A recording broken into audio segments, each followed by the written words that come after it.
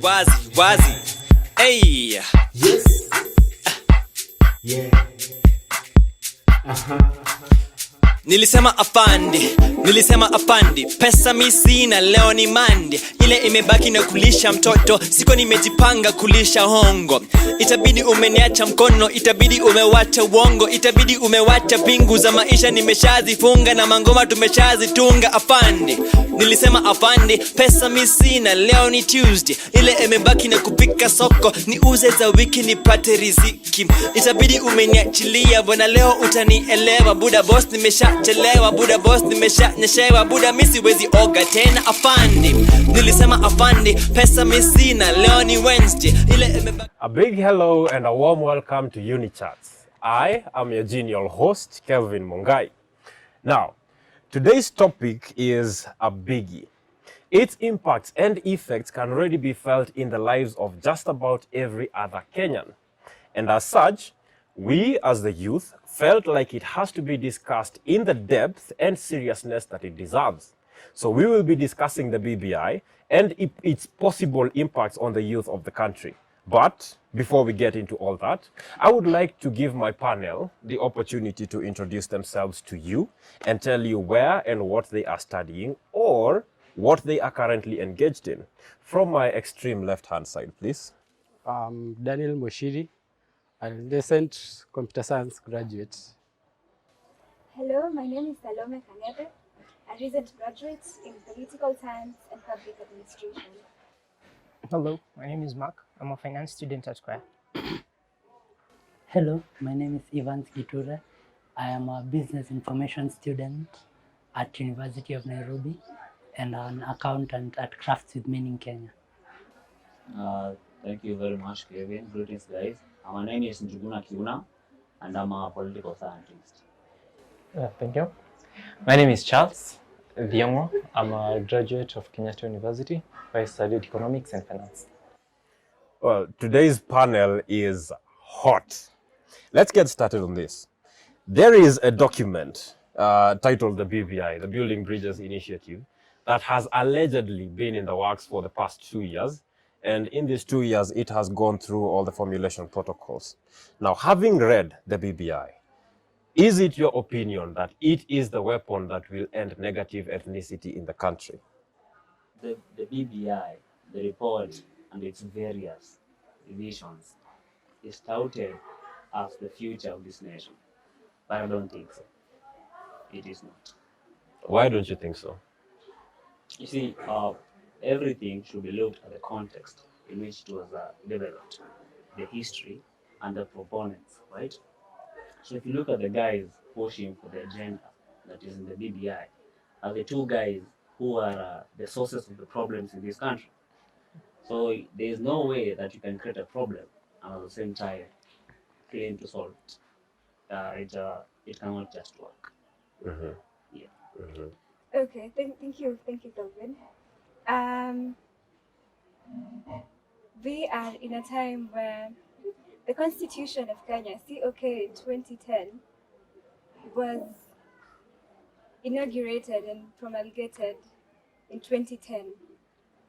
So 10 years on,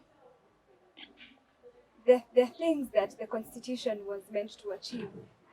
Now, if these two individuals, as Ekuna puts it, think that it is time to reform it, I tend to agree with them, because 10 years on, if a constitution that was formed to turn around the country has not done that, then maybe it's time to change it or sections of it. Mm-hmm. I strongly agree and disagree too. One, that the document has the potential to change and alter ethnicity, yes. But there's also the point that we must be able to look at it outside them, away from the two people, because this document and the proposals are supposed to outlive us. So if we limit our scope to just the two people, the three people that are running it, it will be a very myopic view. Right. Now, from those who've given their opinion so far, they keep on mentioning two people.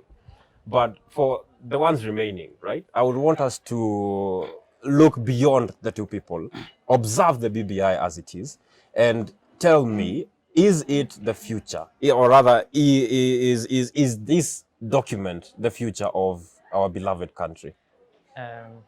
Thank you. When you look at the BBI substantively, you'll find out there are some issues that are quite foresighted. They truly lead us to a good direction. I completely agree, but there are also some components of it that they are quite controversial. But the future, when you say the BBI is the future of this country, that is quite controversial in itself, because we are a dynamic country. 2010, as she has put it, the Constitution of 2010 was the future for this country. But you have, as you continue, you have to go and review. You review the progress that document, that Constitution has taken us up to this point, and then you review it, and then if there are some issues that you need to correcting and adjusting, they need to be adjusted. But still, there are some issues that as we continue in the conversation, as we enter into some BBI clauses that to me don't completely make sense. But generally, I do think that it's the time for BBI. Thank you, Kevin. I believe the future, steps toward the future begin with a single step. And the same way we started with the Constitution in 2010, and it was highly contested, we have to also embrace the fact that BBI, despite what it wants to achieve, it has to face the contention of the people so that it can be good for the people. It cannot be an all-encompassing document that plays good for everyone. Someone has to lose, someone has to gain, and it's up to the government to determine, to limit that loss and to uplift as many people as possible. So I believe BBI is a step towards the future, a step that can be adjusted and a step that can be corrected. Right. Also, if we can look at it from this perspective. You asked if the BBI will fix negative ethnicity in this country. Negative ethnicity in this country has gone on for 5 decades, 50 plus long years. In fact, negative ethnicity was not our making. Colonial inheritance brought us to this point whereby you view a different ethnic community as a rival. Now, here's the thing: this single document will not fix negative ethnicity in this country, but it is a step towards it. The BBI in itself will not fix negative ethnicity in this country. And this is what we have to know, because when we talk about inclusivity, as it is termed in the BBI, the country has always looked at, let us just put it in layman's language. When you talk about inclusivity, it is who is at the top, who runs the top office in the country. And that office can only be run by one person at one point. So will that notion of negative ethnicity ever really come to an end? When you have one person at the top, he will be of an ethnic community. So what happened to all these other ethnic communities? Constitution 2010 addressed this issue and came about with devolution. Has devolution worked so far? Maybe the panel will tell us. Has devolution worked? The panel will tell us. But here's the thing. Devolution was meant to address this problem, and it came about with the Constitution. Now, this other constitutional reform, termed as the BBI, will it really address this problem or compound it further such that it will still be an issue 50 years on? Right. Now, she has mentioned something that is particularly interesting, that the head office will only be run by one particular person at a particular time. And this is my question. Is it possible for us as Kenyans, in the absence of the BBI, in its presence or absence, is it possible for us as Kenyans to disassociate the head office with a particular ethnic group or tribe? In my views, the BBI has a lot of capacity to change. Okay, if it is forwarded to the data, it has first of all it has the ability to maybe this including everyone. It will be a good point for it, but then how we view inclusivity, we view that as Kenyans. It's who is who leads, like who is the leader of who. It's not about the common people. It's about the leaders. Do you actually think that we'll ever get to a point where the president is a symbol of unity instead of looking at the president as a member of a certain tribe? Here's the thing. Our country politics are basically guided by ethnic politics, personality politics. We are so very far away from getting to a point where we have ideology politics. Now, if we ever do get to that point, then yes, I totally agree that the office of the presidency, which should be a symbol of unity, will be disassociated with ethnicity and a president belonging to a certain ethnic group. Number two, I believe that we can get to that point even with the devices that we have at the moment. And I'm talking about devolution. And this is why I strongly connect with the BBI on matters devolution and bringing services closer to the people, bringing funds closer to the people, because when we have developments, uko mashinani, when people actually see that their ward is developing, there are roads in their wards, there are hospitals in their wards, there's electricity in their wards, there's water sanitation in their wards, they can feel the government closer to them, and this will disassociate the top presidency from actually a personality head. So we have services closer to the people, and that means the government is for the people and not just for one community. Right, right. Let us move on in the interest of time to zooming in or in the certain aspects of the BBI.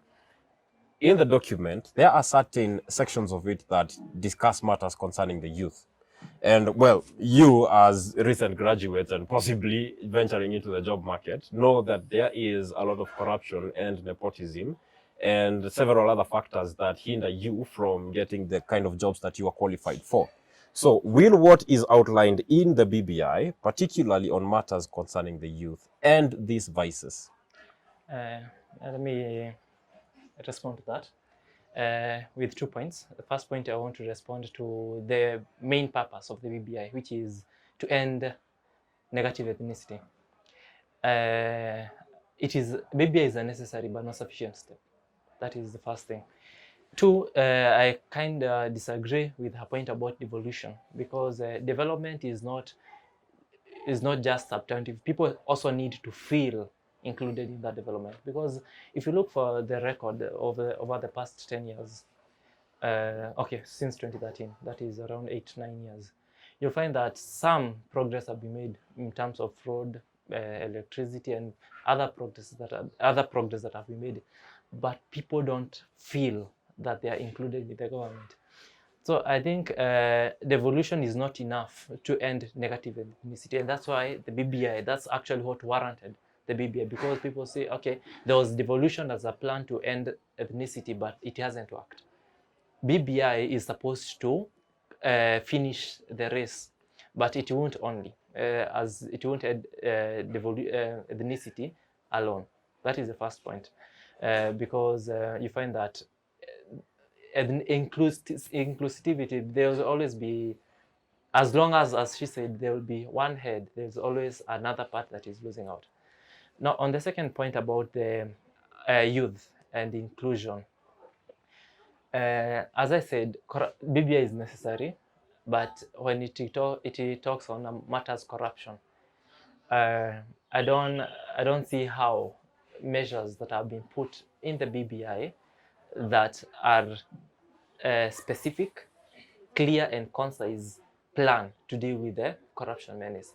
And as long as there is corruption, there will always be the accompanying problem. If there is corruption, there is nepotism. If there is corruption, you can't get access to justice, healthcare. It affects every aspect of our society. So I don't see how the BBI specific clear points how it's going to solve the problem of corruption specifically. I'd like to address a few points, starting with negative ethnicity. I believe the fact that we have so many communities is a fact to be embraced, not to be fought against. And why we fight against it is because people put different perspectives in our heads. Just because you get something doesn't mean someone else has to lose out on something. Resources are there for all of us. Just how you distribute them, ensure that it is fair and equal so that nobody feels left out. I think that would be a bigger solution to the discrepancy that is there within the 47 communities or something like that. And then I'd like to address also the issue of the youth and getting jobs. I believe resources are there not to be harvested, but to be harnessed. We as the youth are the resource of the country. Now, an effective government should be able to build tools not to harvest the youth, but to harness the youth. I believe BBI, while everyone might want it to fit to your own situation, you want it to solve your small issue, you want it to come to your constituency and help you. It's about the greater of us.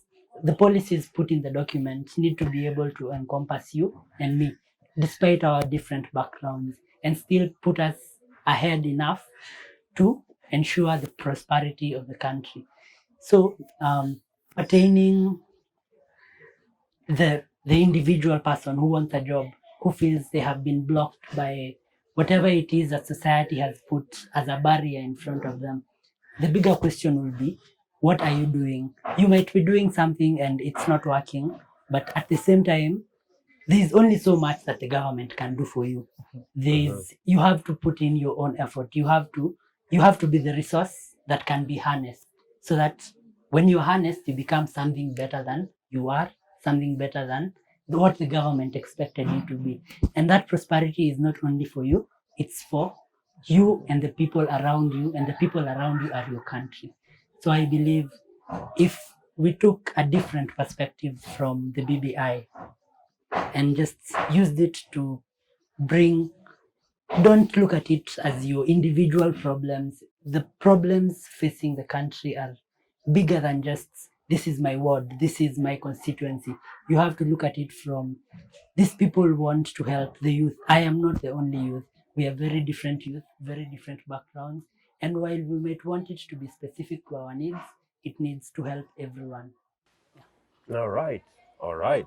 Well, as you have already heard, the opinions are deep and the conversation continues after this short break.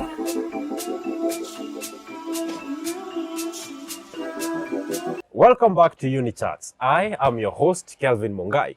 Now, before we went on break, we were discussing whether the BBI will be capable of ending the vices of corruption and nepotism that have seen so many young men and women in the country get passed over for jobs that they were clearly qualified for. Before we went on break, Mark, you had a point you wanted to make. The best things that the BBI has to offer for the youth are, one, the grace period on HELB, and two, the waiver on entrepreneurship. You start a business and get a tax grace period for some time, 7 years probably, I think. Now, these things sound very good on paper, but are they practical? Are they implementable? Or are they just things that politicians are selling to us as they have done before? You're very aware of where we stand as a country right now. Debt. And then they have also included another clause in the same BBI where the revenue from the government to the counties goes up by 35%. That the least amount of money that the central government can give to the counties is at least 35% of the national revenue. So with that in mind and the national debt in mind, do you think they are going to give us tax breaks? Do you think they are going to give us a grace period on HELB? Well, I think the conversation on the tax breaks, the HELB grace period, and also the wider broadened tax bases and the lowered tax rates, we will get into all that later on. No, my point here is, Kevin, that in as much as this thing is supposed to end tribalism and nepotism that has kept us away from employment. The tools in this document that are supposed to keep us from unemployment are those two. They are the only provisions for the youth. So if those provisions are not fiscal, they are not implementable, then how is the document helping us as the youth to solve unemployment and nepotism? Just to add on that, Yes. I respect the government, I respect the two individuals who came up with this idea of this document. Now, if you go through the BPI documents and then take your time to go through the actual bill, the actual document that will take us to the polls for a referendum, the issue on tax break, it is not there. The issue on HELB loans, it is not there. So how are we sure that the government is actually being honest if it is not enshrined in the very document that we are going to go to the polls to vote on? Number one. Number two, that Evans talked about what the government can only do so much. I beg to differ, because why then do we have a government? Why then do we elect leaders after every 5 years? These people come with very splendid manifestos. Well, in fact, this BBI document looks a lot like a political manifesto, promising us so much. The only reason I may be opposed to this document, it comes with so much. The BBI is so ambitious. It is such a wonderful document. But where is the how? Where is the how to implement all these policies that they're suggesting? Mark has talked about a very important point. Debts, public debts. We are sinking into debt every day. Every day we are sinking into debt. So the government comes in the BBI, promises the youth a tax break. How do they intend to achieve this? HELB loans, I appreciate that, because even at the moment, Kelvin, anyone who has had the privilege to get a HELB loan is out of school and has not been employed. It does not matter how long, you still cannot pay back the money that the government owes you. It doesn't matter whether you have been out for 2 years, 3 years, 5 years. It really does not matter. So this point here, because all of us can agree, if you have ever gotten a HELB loan, then if you get out of school, you're done with school, you graduate, get your degree, get a job, we don't mind paying back the loans. Ama, do we? No, we don't. Because if the government, if as Evans puts it, that the government can only do so much, it brings this narrative, like our president said the other day, sasa mnataka nifanye nini? Then why did we put you there in the first place? Kevin, we have been beaten not once but twice. 2013, 2017. We are now shy. Let me answer. You know, before Ivan's response to Sally's advice, I'd like to say a few things. Number one, it has been suggested on this panel and before that BBA is supposed to cure the issue of ethnicity and at the same time bring about feelings of inclusivity. First, it is not about my person being in office that will make me feel included in government, right? The document in itself says that Kenyans talk about inclusivity in very concrete and political terms. That is something in the report itself. Who gets what, when, how? Now, when Laswell said that, he was defining politics and he was talking about resources, right? The monies that we contribute through taxes, that they borrow in our name and our children's names, the monies that they charge us to open businesses, the ones they want to forgive us for 7 years, the money they give us as help.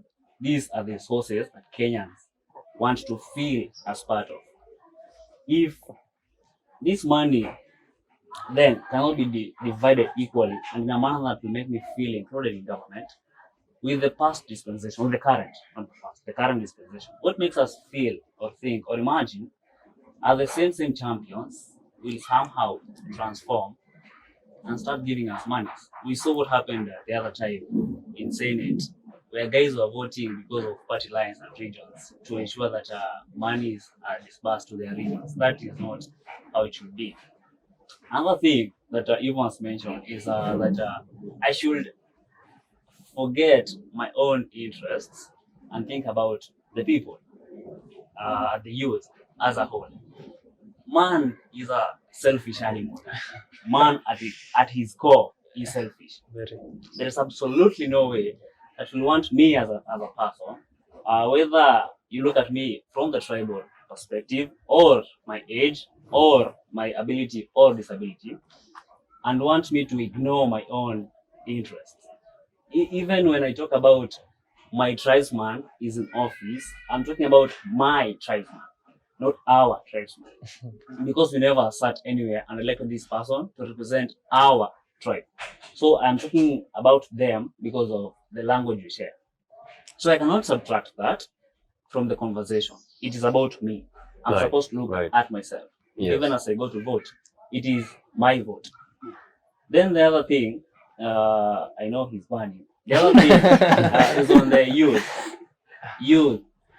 I don't think this government or anyone in this government is actually interested in solving the issues that are hurting the youth. Why do I say this? As we speak right now, this very moment, there are guys who are getting salaries and allowances in this government who are in office for our sake. We have the National Youth Council. We have a Secretary for Youth. We have an entire ministry with a department on youth affairs that is being tennis balled from this ministry to that ministry. Now, I don't know if it is Margaret Kobia's office or Moshero. I don't even know where it is. But nobody in this government wants to solve our issues. So giving us a National Youth Commission, which can be done right now without changing constitution through an act of parliament, with the same powers and the same access, will not change our affairs of the young people of this country. We don't want freebies. They're always telling us, don't ask for 500, don't ask for this, don't ask for this. But that's exactly what they're doing, giving us 7 years. And I'm not even sure I can afford to pay the monies for you to register this business because it has to be formalized before I can benefit from this thing. I have a few things to answer, a few questions that have come up. Very briefly, please. Yeah, very briefly. To Sally, you said you don't understand. I believe that the government, you have a responsibility to yourself. You have to take care of yourself like you are a person you care about. You have to take effort within your own self to ensure that things around you work. The government is just a system to ensure that in whatever interest you decide to put your effort, in whatever venture, in whatever business, in whatever education, that it is provided in an environment where you can thrive. That is the purpose of the government. The purpose of the government is to harness you so that you can thrive. Your thriving is your own doing. You choose to slack, you slack. I'm not saying, of course, there are things that happen to people that naturally bring you down, but I believe if everyone took up their own effort, despite what the government can do for you, even if the government does everything for you, what are you doing for yourself? Because the government will only take you so far. Your interests should be bigger than the interests of the government. So what are you saying? Are you saying that, fine, we have a government, it does not work, it has left us to our own devices, so should we do away with the government? You work on yourself enough so that you can change the government. Actually, I see him, he has a point. let me interject. First, as you have said clearly and articulately, is that the purpose of the government is to create an environment where personally I can thrive. And that is the problem. That is the problem. There is no that environment. And that's why actually the BBI is there and it's talking about the youth. There is no enabling environment, one, for businesses. That's why they are coming up with the 7-year tax break. 7 years. So that business, when you start your business, it doesn't just come to nothing. So that is their first measure. The second measure is about employment. There are no employment.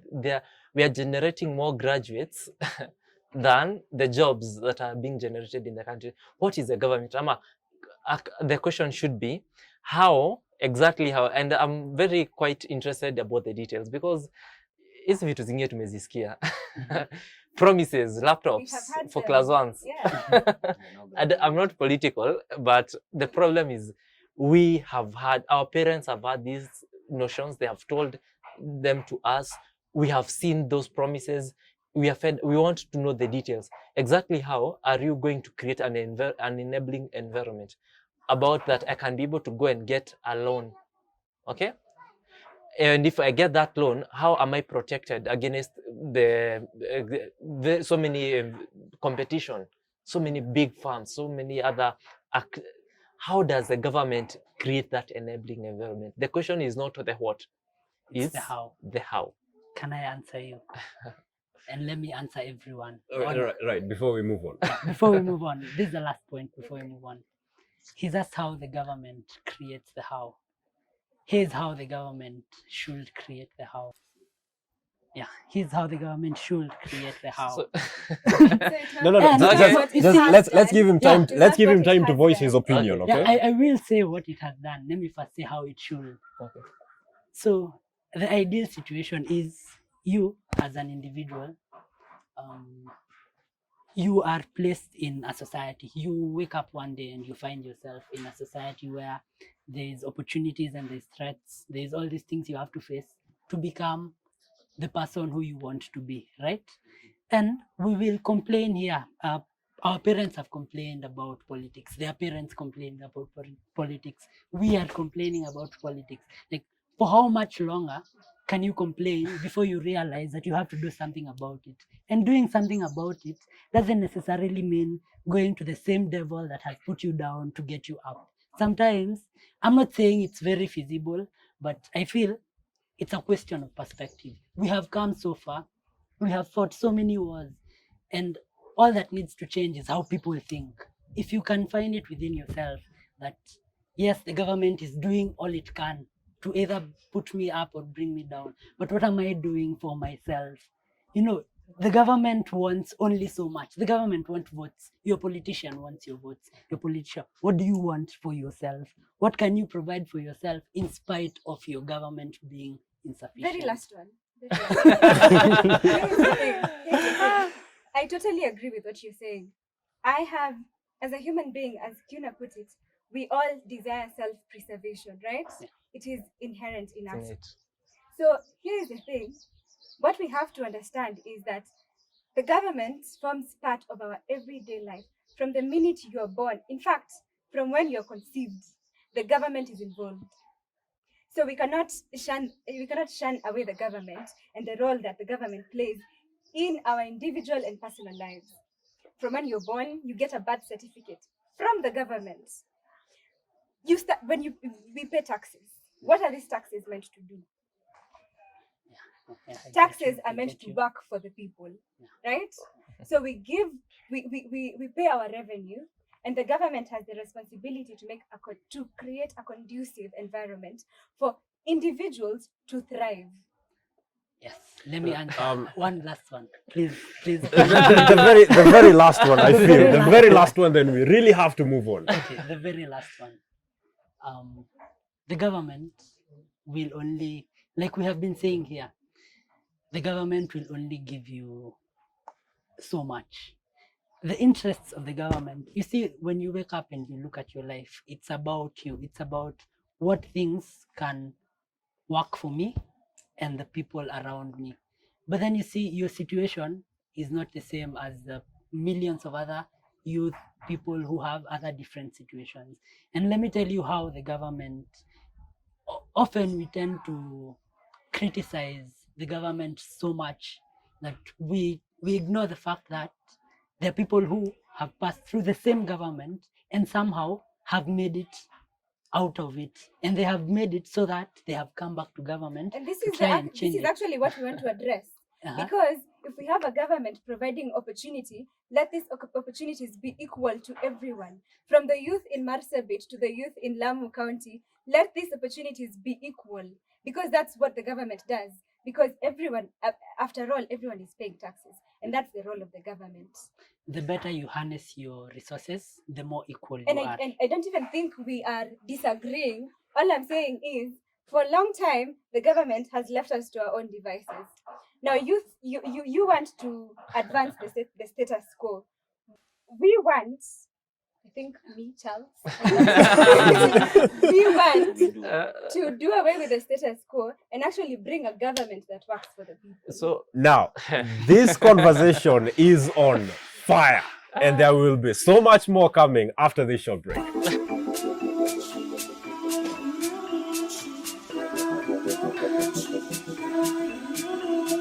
Welcome back to the very hot conversation that is happening on UNI-CHATS. Now, before we went on break, the conversation was super hot. And there was, you were to give a response to one of the comments that was made. yes, thank you. There was a comment, two comments actually. The first comment is about the citizens complaining and always criticizing the government. Well, and that people are not doing enough. First, I want to point that the complaining and the criticizing, in itself, it's a role of the people. It's actually the democratic process. Public responsibility.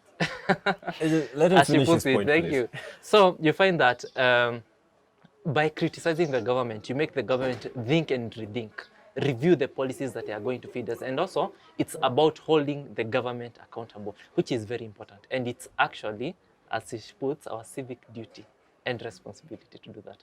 So I think I need to put that out there, that it is our responsibility to criticize even this PBI. It does not necessarily mean you need to be of a dissenting view, but the document has to pass the test of criticism. Right. Now, as we quickly move on, let's discuss matters curriculum, Kenyan curriculum.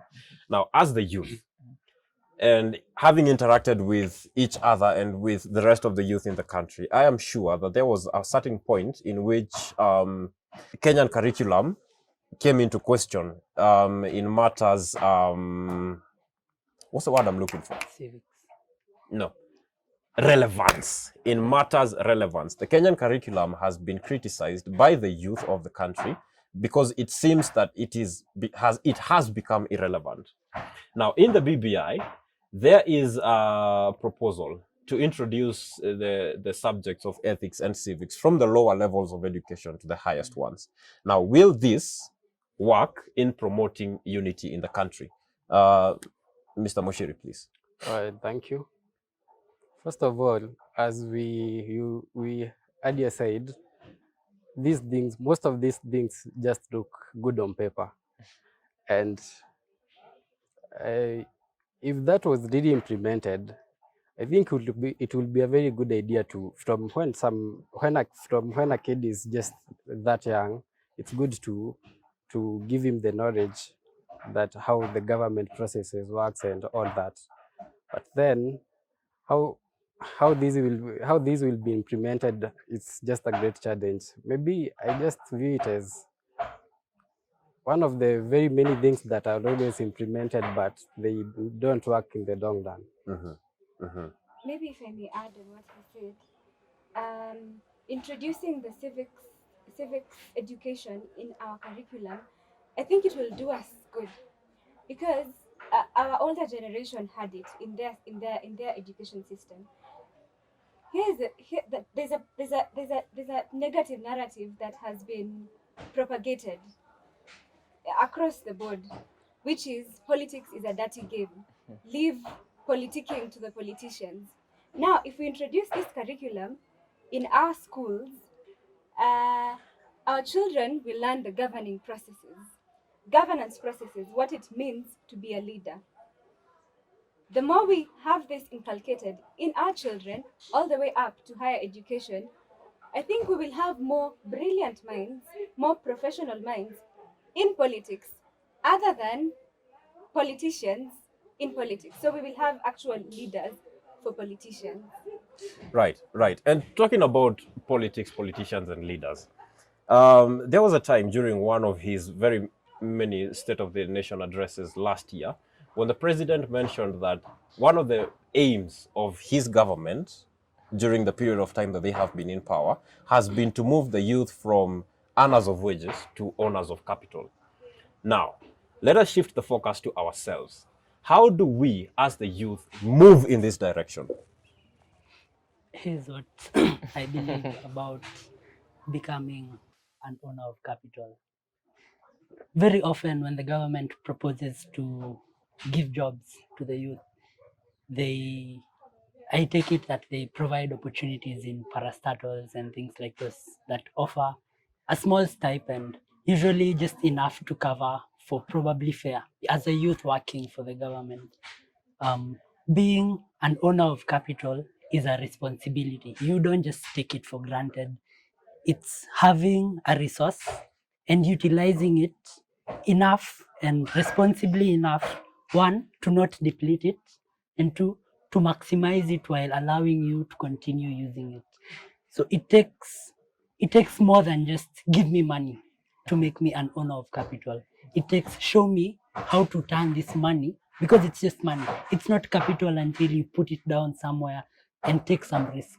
It's about, one, if you're going to give me money, yes, give it to me, but show me how to manage this money so that it becomes capital. Don't just give me 15,000 and leave me to my tools. Obviously, I may be a bit ignorant because some of this information has not gotten to me as a person in the machinani. So I think part of making a person an owner of capital is showing them how, even when they get their small 500, how to turn the small money into capital. It's not about when this document addresses, when this thing is said, it is said in a manner that I'll give you a salary, I'll give you some short stipend to get you enough for the next 3 months so that you come back to me and ask for more and ask for a different opportunity. But if I gave you an opportunity and showed you how to maximize that opportunity, you'd go and thrive on your own and help other people thrive in whatever else they are doing. I believe that would be the start to owning To add capital. on to that, Kevin. Right. I believe that some of these terms, we need to deconstruct them for the people down there. What does owner of capital mean to someone who's riding a boda boda? It points out to the even greater problem of financial illiteracy in the country. And we've just been on the previous question where we've said the youth and now the younger generation will learn civics. I think as part of that curriculum change, they should have also included financial literacy, because we have grown up, the things we've learned about money have been through trial and error. You bet, you lost. So from now, betting is wrong, there's no quick money. But now if we had learned these things from a younger age, yes, there's a part where it's parental responsibility, but I also feel that the government can come in, especially at a time when they're introducing a new curriculum, to fix in financial literacy so that we bring up another generation that is financially literate, that won't make the same financial mistakes we've made. Now, very quickly to you. Okay. To add on that point, I think we are all, we concur in this point, is that this is about panga ikate kuwili. One side we criticize the government, the other one we look at our personal responsibility as a youth. And when it comes to personal responsibility, I believe Kenya is quite a literate country. In terms of human resource, we do have quite a learned, we are quite a learned folk. So I believe when it comes to earners of capital, it's about the youth and taking personal responsibility. There is a disconnect about what you said, financial education and literacy. You find that where you say, let me give an example, if I may. Yes, please. When you graduate, there's a statement that is always funny, and that it goes like, you have not been given power to what? To read. So I believe to start to the level of literacy where Kenyans have reached, it is their prerogative to take the next step. It is your responsibility to take the next step, because you have been given the power to read. Their resources when it comes to now being able to manage. Okay, so the government part is give us an environment, an enabling environment. Then from there, we will take the responsibility about managing those resources. Right. So There I is think that. it's, And I feel like the conversation about the BBI and its possible impacts and effects on the youth in the country will not end today. We, however, have to stop somewhere. And before we do, I want to give each one of you the opportunity to address the country and therefore the leaders and just in a very brief minute or two, actually a very brief minute, just give them your thoughts on the BBI. We start with... Thank you. It has been a great conversation. I want to tell the country and the leaders that we are getting involved. We as the youth, we are taking the leadership mantle. We are getting involved in politics. We might criticize you. It may be from a point of little knowledge, but we are getting involved. So our criticism is not exactly dissent, disloyalty, just simple political affiliation, but it is us getting involved in our civic duties and in leadership. Right. So thank you. Thank you. Thank you very much for that. Mr. Kuna. Countrymen, you are not the problem. The problem is the political class.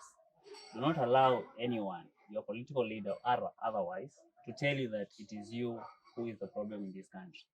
Let them hold their own problems. Let them face up to their own inabilities and solve the issues in this country. You do your bit. Don't let them make you feel as if you're not patriotic enough. Thank you. Thank you very much. Mr. Ivan. Thank you very much. Pertaining the BBI, as a youth at home or from wherever you're watching this, there is a tendency to believe that there's not much you can do either for yourself or for the people around you or for your country. I think before we even start debating on the policies that we should change, I think you should change that. You should start believing that there's more to do. There's more to do for yourself, for your people, and always for the people around you. Thank you. Thank you very much. Bona, Mark. We as the youth are no longer passive. We are rising up. We are realizing that we have a stake in this future. We have a stake in this country. And we are willing to do whatever it takes to become part of that future, and a successful future at that our children will be proud of. Thank you. Thank you very much. Miss Sally. Thank you. I personally believe that the government should work for the people, by the people, and with the people. Now, the youth of this country, I personally commission you to work with the government, for the government, by the government, to make sure that we achieve the dream, the Kenyan dream. And I believe that the BBI, with all the criticisms, is a step in the right direction, and we should embrace it. Yes, and finally, last but not least. Thank you. To my fellow youths, let's join hands and stand our ground and take this country further ahead. Thank you very much. Thank you very much, guys, for coming to the panel. Now, the conversation on the BBI is not over. We will continue next week at the same place and the same time. For now, though, it is goodbye. When it comes to change, Barack Obama once said this: change will not come if we wait for some other person or some other time. We are the ones we have been waiting for. We are the change that we seek. I ask of every single Kenyan to kindly read the BBI and form an independent opinion of it based on the kind of change that you want to see in our country. I welcome each and every one of you to contribute to this conversation and engage with like-minded Kenyans on any one of our social media pages highlighted below. And that is all that we had time for today. I have been your host, Kelvin Mongai, and I will see you next week at the same place and the same time. Nilisema afandi, pesa mi sina, leo ni mandi. Ile imebaki na kulisha mtoto, siko nimejipanga kulisha hongo. Itabidi umeniacha mkono, itabidi umewacha uongo, itabidi umewacha pingu za maisha nimeshazifunga na mangoma tumeshazitunga. Afandi, nilisema afandi, pesa mi sina, leo ni Tuesday. Ile imebaki na kupika soko, niuze za wiki nipate riziki. Itabidi umeniachilia, bwana leo utanielewa. Buda boss nimeshachelewa, buda boss nimeshanyeshewa, buda mimi siwezi oga tena. Afandi, nilisema afandi, pesa mimi sina, leo ni Wednesday. Ile imebaki na kupanda gari, nifike mashambani ndio nione mama. Kumbuka yule alikulea,